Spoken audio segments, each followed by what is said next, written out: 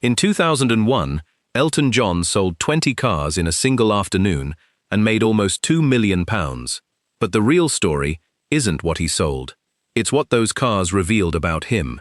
Because a man who could park any Ferrari in the world outside his mansion filled his garages with something else entirely: Bentleys, Jaguars, Rolls-Royces, Aston Martins. When the most flamboyant showman on the planet went car shopping, he kept coming home British. One of them he owned for 25 years and called the most beautiful car he could think of.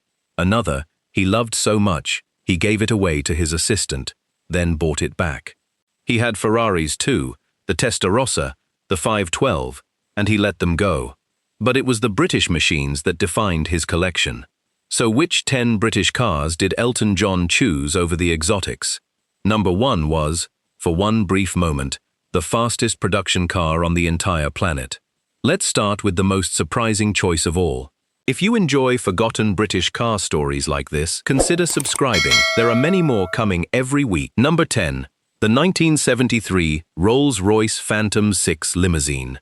Here's a man who could have anything on earth, and one day, he's already being driven around in a Rolls-Royce Phantom, a car most people would consider the absolute summit of luxury, the end of the road, nothing finer possible. And what happens? He glances into a showroom window, spots another Phantom sitting there, and simply has to have that one too. Think about the mind of a true collector for a moment. This wasn't need, this wasn't practicality, this was pure, joyful, unstoppable obsession. Elton was already riding in one of the grandest cars ever built by human hands, and still couldn't resist buying a second one on sight. The Phantom VI was the car of royalty and heads of state, hand-built by a small army of craftsmen to a standard almost no other machine on earth could ever match. It was whisper quiet, absolutely immense, and dripping with old-world British dignity from every polished surface. Exactly the sort of car you'd expect to see carrying a king to a coronation. And it became one of the true star lots when Elton finally sold his collection in that landmark auction of 2001. But if a stately, formal limousine seems like the obvious, expected choice for a global superstar, then hold on, because the next car is where Elton's taste starts to get genuinely, fascinatingly interesting.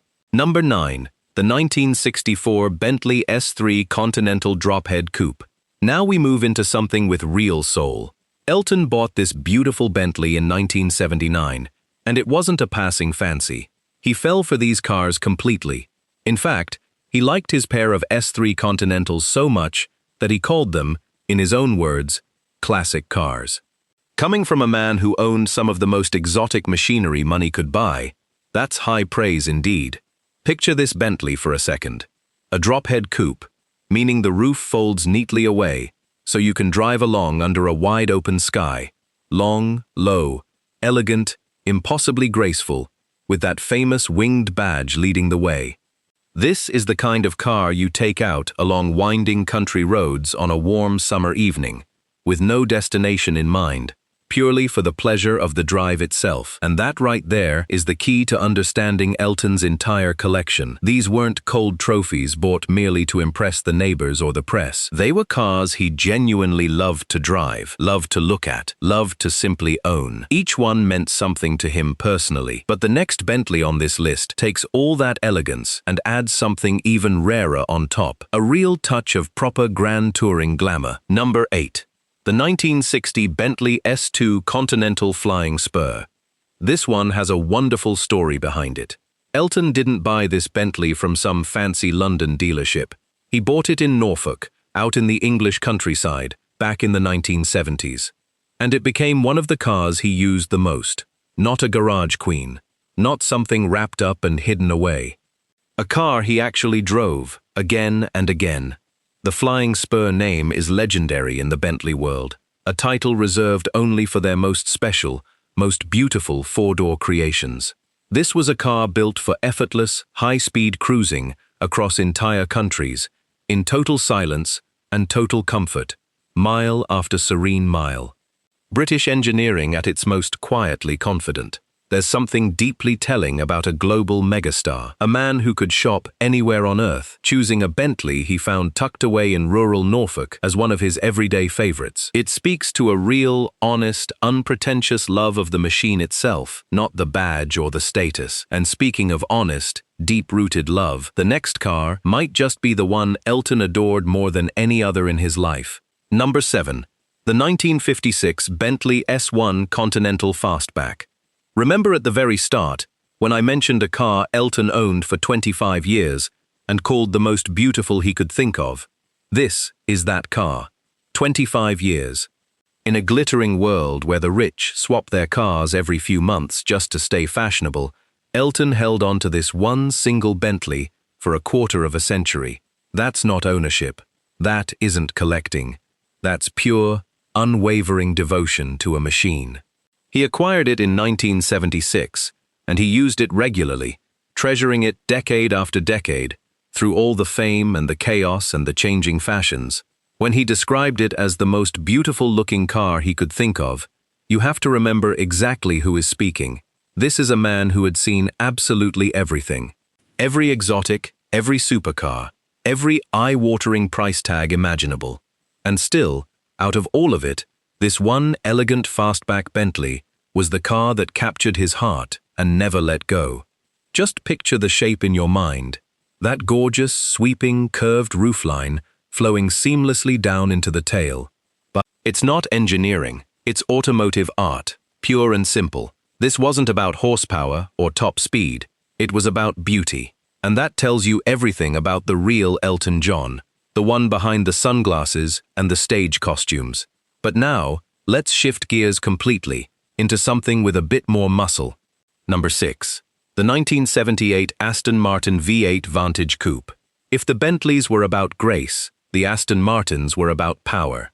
And this one carries a story so touching, it almost doesn't sound real. Elton used this V8 Vantage regularly. He genuinely loved it. Then, in an act of pure, spontaneous generosity, he gave it away to his personal assistant, just handed over the keys to a magnificent, expensive Aston Martin as a gift, no strings attached. But here's the twist that makes this one unforgettable. He missed it so much, he later bought it back. He tracked down that very same car and brought it home into his collection, because parting with it had left a hole that no other machine could ever quite fill. Think about what that says. This wasn't a man treating cars as disposable assets. He formed real bonds with these machines.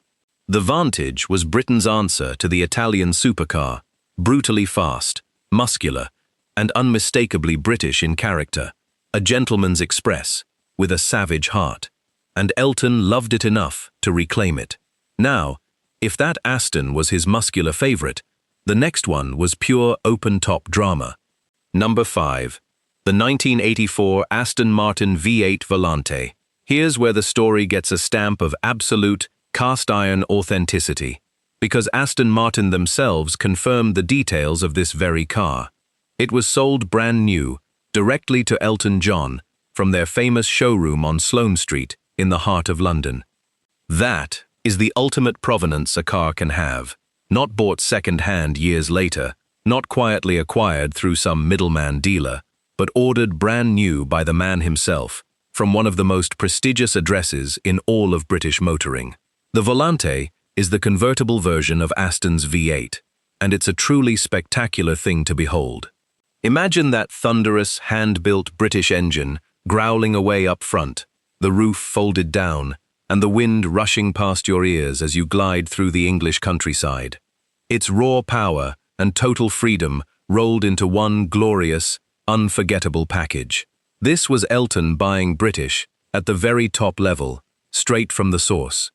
And it proves his loyalty wasn't nostalgia or accident. He was actively choosing these cars, brand new, over anything Italy could offer.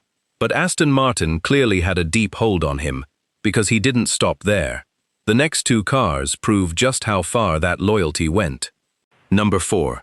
The 1985 Aston Martin V8 Vantage Coupe. By now you're starting to see a very real pattern forming. Elton didn't just happen to own one Aston Martin.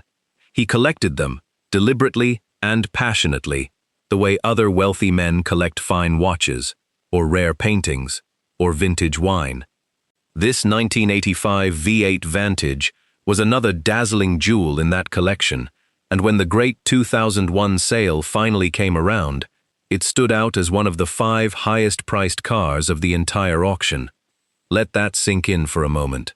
Out of a huge collection absolutely packed with Rolls-Royces, Bentleys, and Ferraris, this one, Aston Martin, was among the very top earners of the day. That tells you something genuinely important. These weren't just cars Elton happened to like. They were serious, valuable, blue-chip machines with real weight and desirability. The V8 Vantage of this era was often called Britain's first true supercar, a brutal, hand-built monster of a thing that could go toe-to-toe with the very fastest cars in the world. And Elton had a whole garage full of them. But among all his beloved Astons, one single car stood out as the rarest, the most special, and the most personal of them all. And that is exactly where we go next. Number 3. The 1987 Aston Martin V8 Vantage Volante. This is the crown jewel of Elton's entire Aston Martin collection, and the story of how he got it is beautiful in its simplicity. He personally ordered this car, brand new, in October of 1986. It was then hand-built and finally delivered to him almost a year later, in September 1987. He didn't just wander onto a forecourt and buy a car off the lot.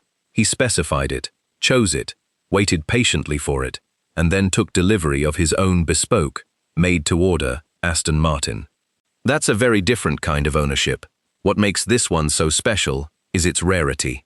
This was a Vantage Volante, combining the most powerful engine with the open-top body, and crucially, it was a rare manual version. For true driving enthusiasts, that manual gearbox is the ultimate prize, the thing that connects man and machine in the purest, most direct way possible. So here we have Elton John, global pop icon and sold-out stadium showman, quietly ordering one of the rarest and most driver-focused Aston Martins ever made. Not for show, not for the cameras, for the sheer, undiluted love of driving. That, right there, is a genuine enthusiast.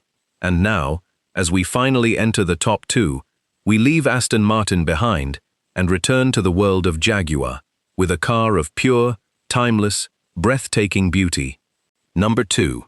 The 1965 Jaguar E-Type Series 1 4.2 Roadster. Some cars are fast, some are beautiful, and a rare few become symbols of an entire era. The Jaguar E-Type is all three, and it remains one of the most beautiful cars the world has ever seen. Elton acquired his E-Type in 1987, and this was no ordinary example. It wore the registration plate OKE1, a distinctive, personal touch that marked it out as belonging to his collection. Picture the E-Type for a moment. That impossibly long, endless bonnet, those flowing, sensual curves, the sheer drama of the whole shape, sitting low and menacing on the road. When Jaguar first pulled the covers off it back in 1961, even Enzo Ferrari himself supposedly called it the most beautiful car ever made. Coming from the founder of Ferrari about a British Jaguar, there is simply no higher compliment in all of motoring. This was the open-top Roadster version, in the sweet spot 4.2 specification, which many enthusiasts consider the most desirable E-Type of them all. Of course, Elton had one. A man with his extraordinary eye for beauty could hardly have resisted it. But as utterly gorgeous as the E-Type is, it wasn't the fastest, or the rarest, British car in his entire collection. That singular honor belongs to the extraordinary machine sitting at number 1. Number 1. The 1993 Jaguar XJ220. This is it. The ultimate British car in Elton John's entire collection. And for one brief, glorious moment in the early 1990s, the Jaguar XJ220 was the fastest production car on the entire planet. Let that sink in for a second. Not the fastest Italian car. Not the fastest German car. A British Jaguar held the crown as the single fastest production car anywhere in the world. And Elton John owned one of them. But his wasn't just any XJ220. According to the records, his was customer order number 57, built in July 1992 and delivered to him in September of that same year. This was a genuine, early, fully documented example, ordered and owned by the man himself, right at the dawn of this incredible car's short life. The XJ220 was an absolute monster. Long, low, impossibly wide, with a shape that looked like it was doing 300 miles an hour while standing completely still in the driveway. It was Britain's proud answer to the Ferrari F40 and the greatest supercars of its age, and on outright top speed, it beat every single one of them. So think hard about what this means for our whole story. When Elton John, a man who could afford every exotic on earth, finally wanted the ultimate performance car, the fastest thing money could buy, he didn't reach for Italy. He didn't reach for Germany. He reached for Britain. He chose the Jaguar. The fastest of them all, and it was homegrown. And that, in the end, is the real heart of this entire story. Elton John, the most flamboyant, most extravagant, most gloriously over-the-top showman the world has ever known, had, underneath it all, the quiet, refined taste of a true British gentleman. From the elegant Bentleys he cherished and protected for decades, to the muscular Astons he collected like fine art, to the record-breaking Jaguar that flat-out outran the rest of the world, he kept choosing British, again and again and again. He could have filled every single garage he owned with Ferraris and Lamborghinis. Instead, he chose to build a shrine to the very best of British motoring. And when he finally sold it all in that famous sale of 2001, he wasn't just selling off a pile of cars. He was letting go of a collection that quietly told the story of an entire nation's finest machines, lovingly assembled by a man who understood them and adored them. So out of all 10, which one would you have driven home from that auction? The elegant 1956 Bentley he treasured and protected for 25 long years, the Aston he loved so much he actually bought it back, or the record-breaking XJ220 that once beat the entire world? Tell me in the comments below. I read every single one. If you enjoy forgotten British car stories like this, consider subscribing. There are many more coming every week.